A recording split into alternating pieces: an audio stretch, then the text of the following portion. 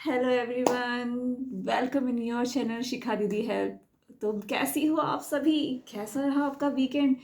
मेरा तो औसम था, ऑसमीज। बहुत कुछ सीखने को मिला, थोड़ी सी डांट पड़ी बट वहाँ पे मुझे बहुत मज़ा आया। तो चलो हम बात करते हैं एक बहुत इम्पॉर्टेंट टॉपिक पे। और आज का हमारा टॉपिक है, यदि आप सभी ने तो फील किया ही होगा, जैसे हम वुमेंस हैं और उनके रिलेटेड कुछ प्रॉब्लम्स है। जैसे मान लो आपके हस्बैंड को कोई तकलीफ़ है, ठीक है, वो कुछ परेशानी से जूझ रहे हैं बॉडी हेल्थ को लेके।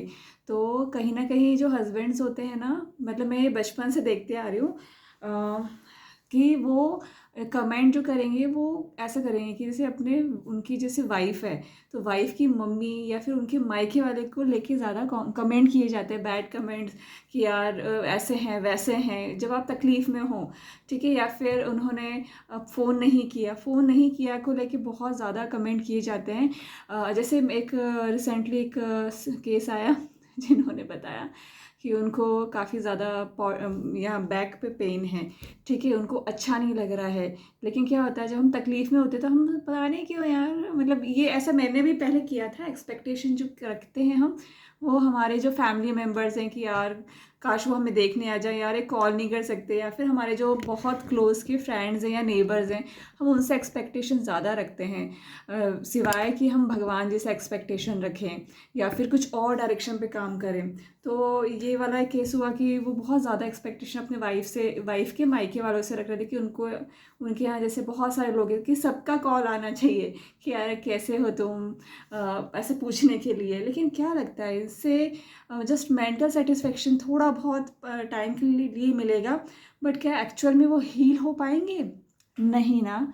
तो हमें एटलीस्ट उसके लिए हमें अपनी वाइफ को बुरा नहीं बोलना चाहिए। ये एक पॉइंट हुआ। और एक क्वीन है जो जिनका एक केस है, वो कोविड टाइम पे मतलब इसने बेड पे आ जाते हैं, उस तरीके का हो गया था। और उनका भी एक्सपेक्टेशन था कि उनके फैमिली में जैसे मान लो 10 लोग हैं, हस्बैंड वाइफ ऐसे ऐसे करके, भाई भाभीियों की फैमिली से सब मिला के ढेरों फैमिली मेम्बर्स हैं, तो सभी का कॉल आना चाहिए, ठीक है। को जिससे हुआ कोशिश उन्होंने कॉल किया, जिनसे नहीं हो पाया नहीं कर पाए। बट उससे ये है कि आप उसको पकड़ के मत चलिए, क्योंकि वो चीज़ें कैसे है ना, आपको पॉजिटिव वाइब्स तो देगा ही नहीं, आपको नेगेटिव साइड ले जाएगा, ठीक है। और उसके उल्टा एक एक सीन हुआ ऐसा कि जब एक क्वीन है जो 2 मंथ्स, ऑलमोस्ट 2 मंथ्स के लिए बेड पे थी, ठीक है। लेकिन उनको बहुत ज़्यादा पसंद था, जैसे कि जैसे घर होते हैं ना पुराने ज़माने के घर, उस तरीके का चीज़ें देखना कि यार कभी फ्यूचर में मौका मिले तो बनाएंगे। और जैसे एंटिक आइटम्स वहाँ के, जैसे पुराने, आप मान लो केरला के हाउसेस हैं, तो केरला के हाउस में कैसे घंटियाँ या वुडन फर्नीचर्स कैसा रहता है, स्ट्रक्चर जो इनसाइड स्ट्रक्चर होता है, इंटीरियर जिसे हम बोलते हैं, वो कैसा रहता है, तो वो देखने का बहुत अच्छा लगता है। तो वो थ्रू आउट, और उनका एक टारगेट था कि उन्हें किसी डेटा वाली फील्ड में जाना है, ठीक है। तो वो जो लेडी है वो लिटरली, आप मानेंगे नहीं, वो थ्रू आउट 2 मंथ्स के लिए बेड पे थी। जो भी खाना पीना हो रहा है, बॉडी वेट बढ़ रहा है, और रेस्ट थ्रू आउट द, क्योंकि वायरसेस हो गए थे, ठीक है। तो उन्होंने कैसे डील किया, उन्होंने सिंपली अपने पैशन तो आपके आपके हाथ में जो मोबाइल है उस पर आप ऐसी पॉजिटिव चीज़ें देखें। जैसे उसको पैशन था कि यार घर कैसे बनते हैं, स्ट्रक्चर्स कैसे बनते हैं, उसकी वीडियोस निकालना, कि जो हमारे इन्वेस्टर्स होते हैं वो कैसा घर बनाते हैं, किस तरीके का उनका फीचर्स रहता है, क्या सोच के बनाते हैं, ठीक है, बिल्डर्स वगैरह।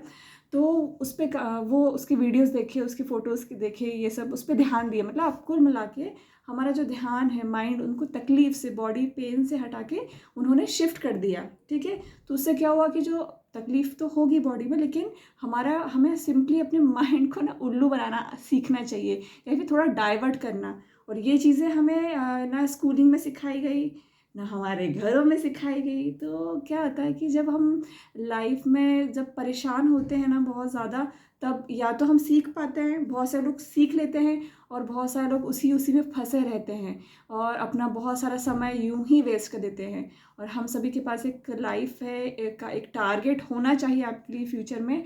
इसलिए मैं सबको यही बोलती हूँ कि 2 चीज़ें मैं बोलती हूँ कि किसी से उम्मीद मत लगा के रखो। फर्स्ट चीज़, उम्मीद करना है तो अपने भगवान जी से करो। और दूसरा, लाइफ में आपको पता होना चाहिए कि आपको क्या अच्छा लगता है, तो वो चीज़ें आपको वैसे टाइम पे, परेशानी वाले टाइम पे हेल्प करेंगी। और दूसरा बात मैं एक बस आपसे बोलती हूँ, यदि आपको कोई सी भी हेल्थ रिलेटेड प्रॉब्लम है ना, कुछ भी हेल्थ में तकलीफ़ है, तो भी आप शेयर कर सकते हो। I will try my best. Okay, so see you soon, मिलते हैं नेक्स्ट एपिसोड में। बाय। हेल्दी रहिएगा, खुश रहिएगा और बिलीव इन योर गॉड। यहाँ भी आपके गॉड हैं, ठीक है, उनका ध्यान रखिएगा। Take care, bye.